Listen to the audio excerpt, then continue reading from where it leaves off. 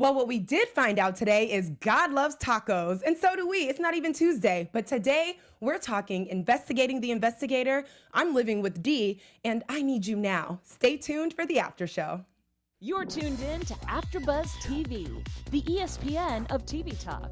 Now, let the buzz begin. When I was in the 3rd grade, I thought that I was gay, cause I could draw. My uncle was, and I kept my room straight. I told my mom, tears rushing down my face. She's like, Ben, you've loved girls since before pre-K. Tripping. I love this song. I love it so much. Bunch of stereotypes all in my head. I remember doing little the Macklemore for y'all. A preconceived idea. What's going on? And welcome to the after show for God Friended Me. So this is season 1, episode 3, the Heavenly Taco Truck. And we're so here and so excited to share this with you guys today. So we're talking about investigating the investigator. I'm living with D, and I need you now. So these are all of our topics, and you'll want to stick around to the end so you can hear our special segment, God Speaks. And we have a really special quote for you as well. And we're doing some fan shout outs. So all of you on Twitter who have been hitting us up, we've got something for you as well. So let's just jump right into this thing. I'm your host, Jaimi Alexander. Hey everyone, I'm Mina Wahab. Okay, so God friended me. Are y'all going to do this to me every time? Can I give a shout out to the writers? Because it's always so hard for me not to cry. Yeah. Like to have that moment where I just feel like, oh, I'm like grabbing my chest 2 to 3 times. So just the overall episode, what did you think about it? What were you feeling? I love it because there's like this common theme in every single episode, 1, 2, and 3, that everything is connected. Everything. Right. Like you think the world is so huge, but in reality, like we are all connected somehow. Absolutely. And it kind of reminds me, I think we might have said this before, but it reminds me of that movie Crash. Like how everybody was just somehow intertwined to each other. But yeah, that's very reflective of real life. We're all intertwined. So let's talk investigating the investigator. We have a new friend. Yes. Ray Nicolette, which, to be honest, throughout most of the show, I wasn't sure what the connection was. And it was funny because we were watching it together, and she was, as they were following him, you're like, he's a private investigator. How does he not know they're following? Like, you knew that. Yeah, I was like, he definitely knows. Like, because even like what he was doing, it felt very like forced. Like, I'm gonna place this flower here. I was like, but maybe his wife did die, and like, I felt like I predicted everything, but it still didn't take away from how good the episode was. Like I said this last time too. Like, even though I genuinely feel that the show is very predictable, I still enjoy it. I just hope it doesn't get too cheesy later on, because they have this repeated pattern of, okay, we're going to meet someone and then this is going to happen. It's like the same formula over and over again. But each episode has, you know, met my expectations or surpassed it. This one was a little slower than the other two. So I liked it. It was just, it felt kind of slow, kind of like they could have trimmed the fat a little bit. But I still really liked it. I did too. And I think in this episode, what kept me engaged is there was a lot going on. So just thinking about really quick the overall message of the show. Yes, the connectedness, of course, is that's what we're seeing, the through line to all of them. But I like how they leave time to flavor something about everybody's life in between.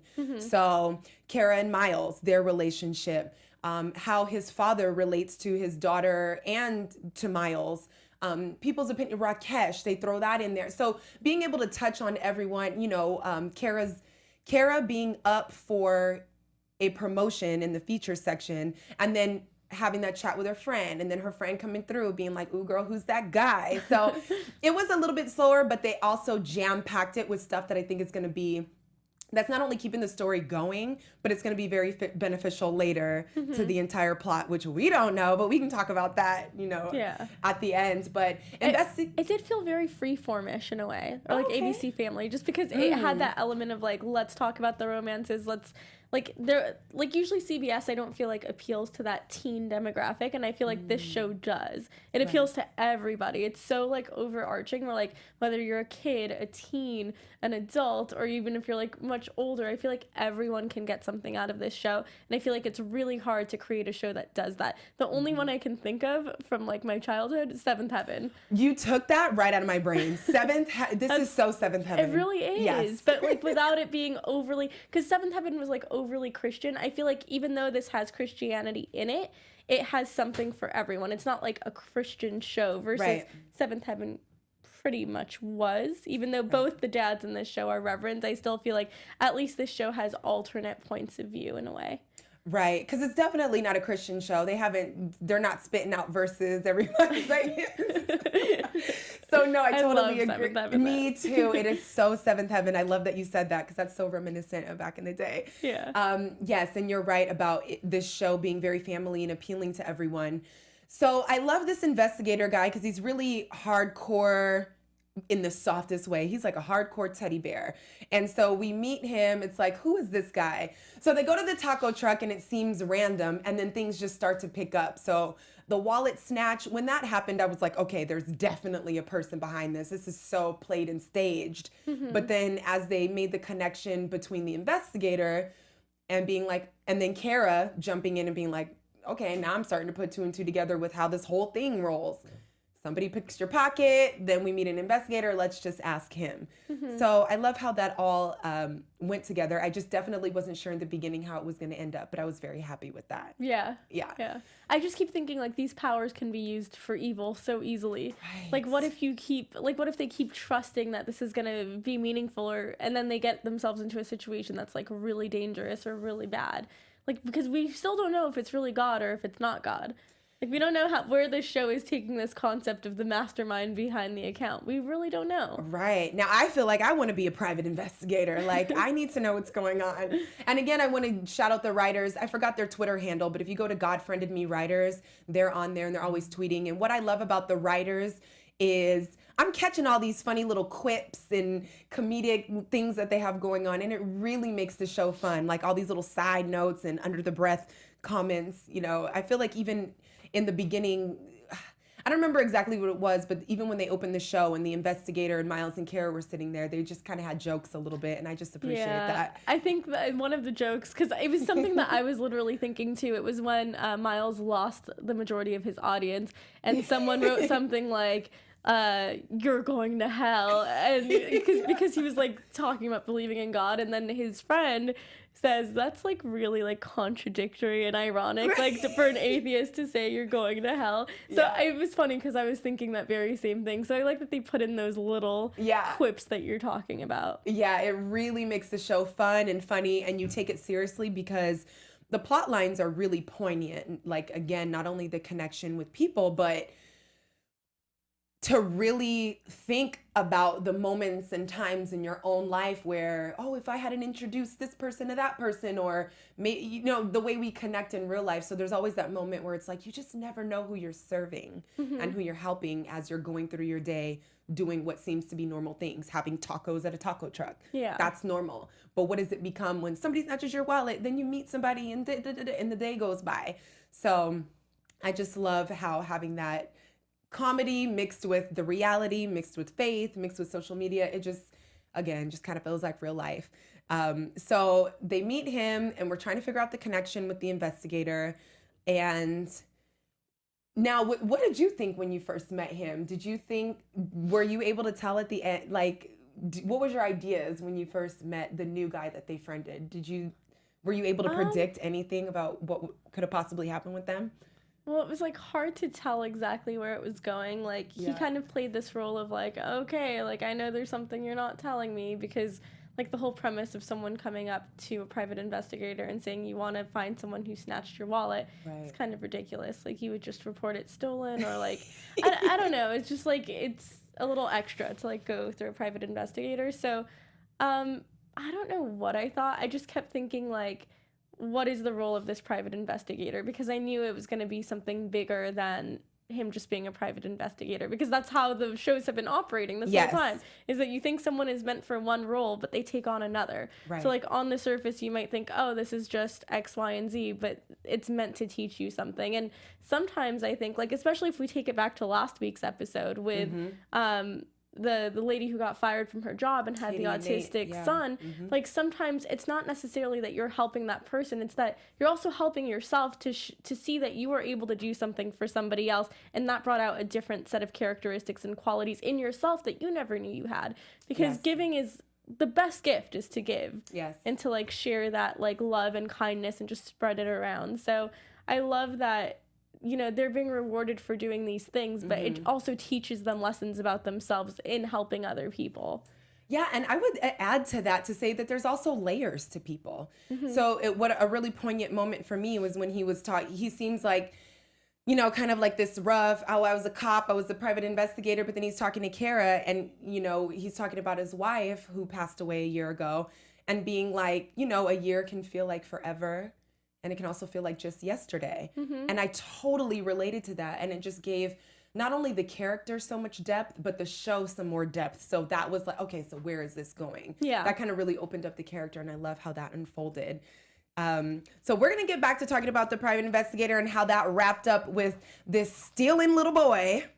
But let's go and talk about, well, actually, before we talk about, you know, living with D, do you have something you want to share with us? Yeah, I do. I just want to let you guys all know that our network produces after shows for nearly all your favorite TV shows. Not just this one, but we actually have everything from dramas, reality TV, sci-fi, and more. There is no other network that works harder to serve television fans. But we need your help, guys. So we're asking that you please subscribe to one or more of our YouTube channels. By subscribing to our channel, YouTube will suggest content that's tailor-made for you, and you'll help AfterBuzz TV continue to grow. And if you guys are worried about those annoying notifications, don't be, because they're totally optional. So hit that subscribe button right now, you guys, hit it right now. It's just right there. So hit the subscribe button and check out our other AfterBuzz YouTube channels as well. Let us know you did so in the comment section so we can shout you out next week. And for now, thank you so much for being the best fans ever and for making us be the ESPN of TV talk. Yes, woo woo. And please stick around a few minutes for our special segment, God Speaks, our special quote that we have for you guys, and also our fan shout outs. So let's dive in for I'm Living with D. This caught me off guard. This was a huge reveal. So this is where Miles' sister, we opened the show with this. She's living with her, I think she said girlfriend of 2 years. So she had mentioned to her father, and then, you know, just a side note with the faith thing, there's just this whole thing where it's like, you know, being gay is this and all this and that. And now we're starting to see more layers with her and maybe what her opposition with her dad could possibly be. And usually it's the sister who's being the therapist to everyone else. Dad, go talk to Miles. Miles, go talk to Kara. And now we see her lost. Like, what do you mean? Do I go talk to? But I thought there was all these things that are unsaid. We don't talk about this. And like, how do I approach it? What were when you first saw her being in a same-sex relationship and then moving in, what did you feel that the dad, her father, would think about it? I just thought it was interesting because I was like, this could go one of two ways. Because with Christianity and with any religion that has like some sort of text, with Christianity, it's the Bible.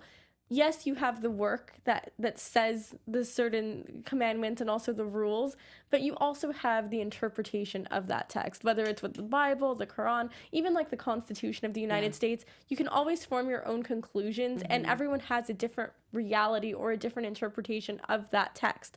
So with Christians, some Christians might be like, no, like, you know, you can't lie in bed with another man if you're a man, and, you know, being gay is a sin, whereas other people can interpret the text as love is love and God loves all of his children. So in my mind, I was like, this is going to be really interesting because we'll get to see another aspect of the father and get a glimpse into his version of Christianity and how he interprets the Bible.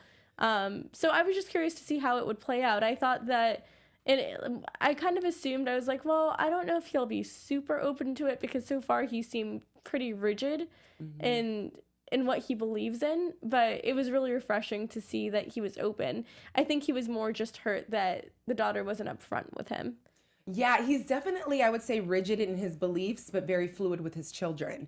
I mean, one of his kids is an atheist, for goodness sake. So now we have one who prefers to be with a woman. And what I liked about it is even she was thrown off. He's like, whatever makes you happy. At dinner when she made the reveal, he was just like, do whatever makes you happy. And she was like, what?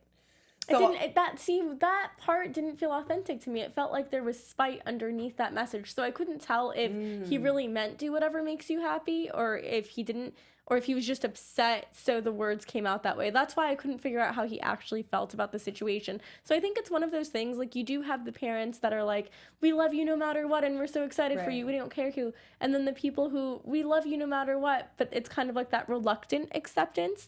So for me, at least the way I interpreted it is he's fine with it, but it's something that he's had to unlearn.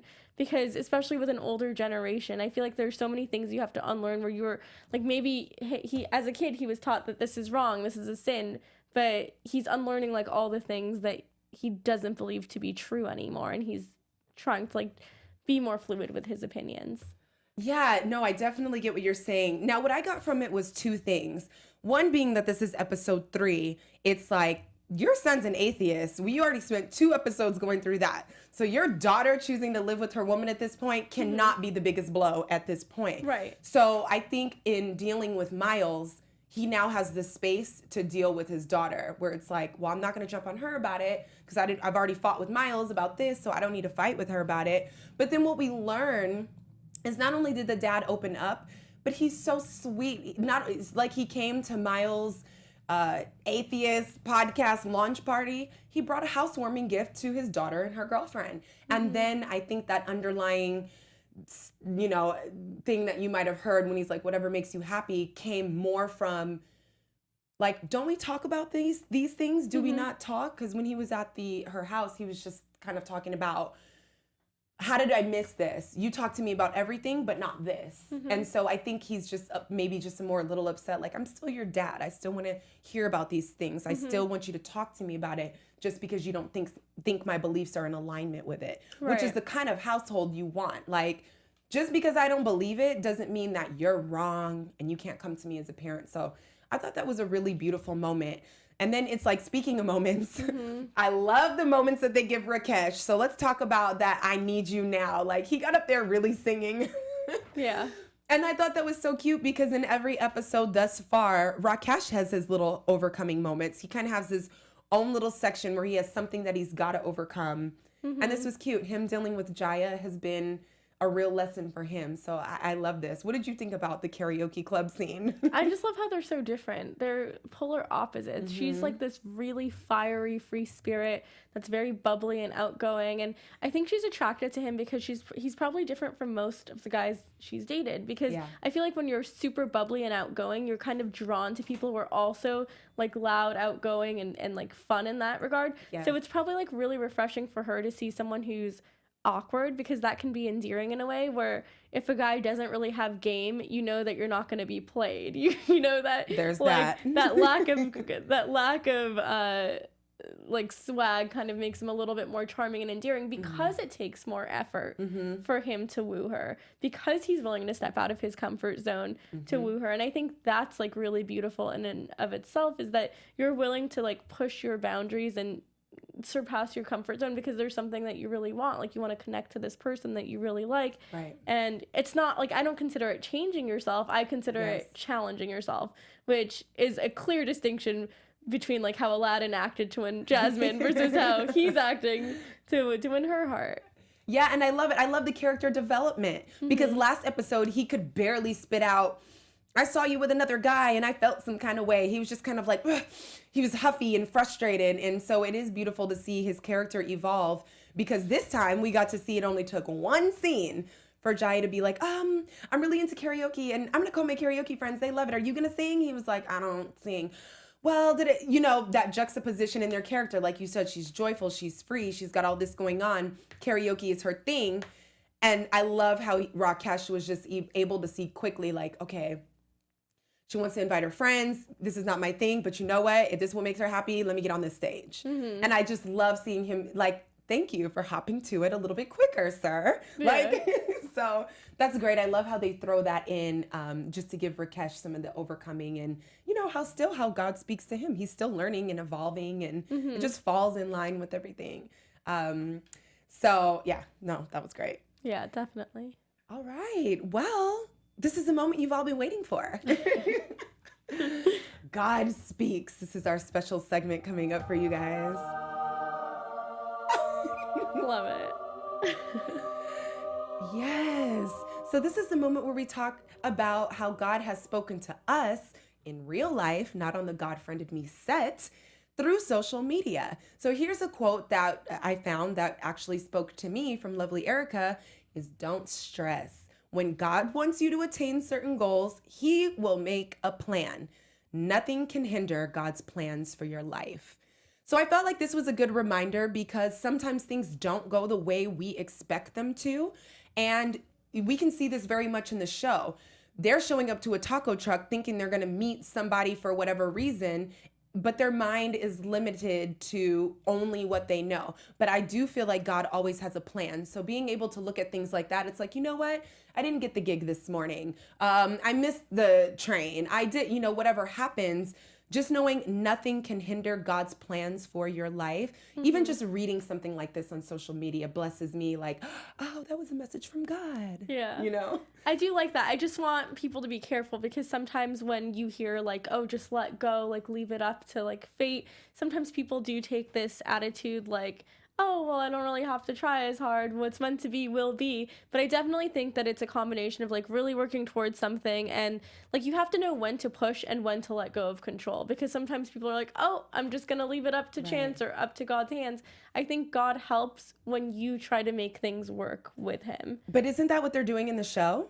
You know what I mean? It's they're fighting against, in a lot of ways, they're fighting against what God or whoever this person is. But we do that all the time. Wants. Yeah. You know what I mean? So it's just like the don't stress part. We do it all the time. But I think in this, they really do a great job of, Miles wants to put down the phone every time. Like, I'm not accepting this friend request. I'm busy today. I'm not doing this. But there's still a plan. And by the end of the show, we always figure out what that plan is. Right. And before we kind of talk about the little boy and how that makes sense, I wanted to do some fan shout outs. So we were looking at Twitter and loving everybody that's enjoying God Friended Me. So I'm really enjoying God Friended Me. It's so refreshing in a light way to open up dialogue about faith. Good stuff. Clap, clap, clap. So they love it. They love the writers. Thanks for writing about stuff I encounter on a daily basis here in California. I'm constantly following signs to touch other people's lives and experiencing them touching mine too. That's so beautiful. Isn't that nice? I love that. I'm in love with the show. God Friended Me. Clever writing and great acting. Hooked. 100% agree. Yes. 100%. Susan says, finally got to check out God Friended Me. I have to say it's a nice, refreshing show that gives a feel-good feeling with a big side of hope. And if you haven't checked out, DJ DI, if you haven't checked out God Friended Me, super cute and deep at the same time. The cast is great and very likable. You'll laugh, you'll cry, but above all, you'll smile. That is such an accurate description. Yes. Thank you, fans, so much for enjoying that. We really do, too. So this is also such a testament to some of the stuff that we're seeing. People are affected. They're seeing it in their everyday lives. Yeah. They're laughing, crying, smiling. They're blessed by it. They're hopeful. It's great. And I do want to leave you all with one thing. Yes, because please. I think this also pertains to the show. Yes. So this is a quote that I stumbled upon that really resonates. It's by Tenzin Gyatso, who is considered the 14th Dalai Lama. And it says, "We humans are social beings. We come into the world as the result of others' actions. We survive here in dependence on others. Whether we like it or not, there is hardly a moment of our lives when we do not benefit from others' activities. For this reason, it is hardly surprising that most of our happiness arises in the context of our relationships with others." God, you're going to have to copy, paste that, and text that to me later. I'm so into it because it's the truth. What made you, well, it's almost obvious what made you choose that, but in pertaining to God Friended Me, how do you feel like this was a really popping quote? I just think that just like our interaction with other people, like there's always going to be some sort of impact. And yes, sometimes that impact can be negative, but also it's our interpretation of that. Because even when we don't have the most pleasant interaction with another person, I still feel like it serves as a lesson to our growth and self-development. It's all how we want to react to things, because we can't change the events themselves, but we can change our reactions to them. And I just think that life is all about human connection and human interaction. Not that you should only get your happiness from other people. Like sometimes you do have to look internally, you have to love yourself. But I do think that that's such an important part of it. And it's something about the show I love, because I feel like I can relate to the show on so many levels. Like sometimes I'll run into random people, right, and they'll like open up to me and it'll be a stranger. And I'm like, I feel like fate or the universe or whoever like brought us together for a specific reason. Even if it's just in passing, it's meant to teach you something. It really is, if you're willing to open your eyes, look, listen, and take something from it. Which is beautiful. I think this show does that so well. And there were so many things that we didn't get into today, like, you know, losing half the audience in that moment that Miles and his dad had. We loved that. And we loved the Jets and the Giants, just how Ray stepped right in. I was like, what's his name? How Ray stepped right in and adopted, you know, the little boy, and just what was really going on with him and things. So we're just grateful to the show, the writers, the actors, everyone involved who's made this show amazing, because it's blessing people, it's touching them, it's making them think on another level, and that's what you want to do. So maybe next time we'll get into how we feel, who is really behind the God account? I don't know, but we'll get to that another time. I don't even know if we'll find out by the end of the season. I feel like it'll be a cliffhanger. So if you guys have any thoughts on who you think is really behind the God account, is it a divine entity or is it a really clever person? Please leave a comment below, because we read them. We want to shout you out. We want to reply to your comments, as we've been doing over these past weeks. You guys have had amazing things to say. So make sure you tune in next week, Sunday at 6 p.m. and catch us here at the after show for God Friended Me, and we'll jump into episode 4. Thank you so much. My name is Jaimi Alexander, and you can find me at Jaimi Alexander on Instagram. Hey everyone, my name is Mina Wahab, and you can follow me on Twitter at Mina Makes Magic. Thank you guys for watching. Our founder, Keven Undergaro, Phil Svitek, and me, Maria Menounos, would like to thank you for tuning in to AfterBuzz TV. Remember, we're not just the first, we're the biggest in the world, and we're the only destination for all your favorite TV shows. Whatever you crave, we've got it. So go to AfterBuzzTV.com and check out our lineup. Buzz you later.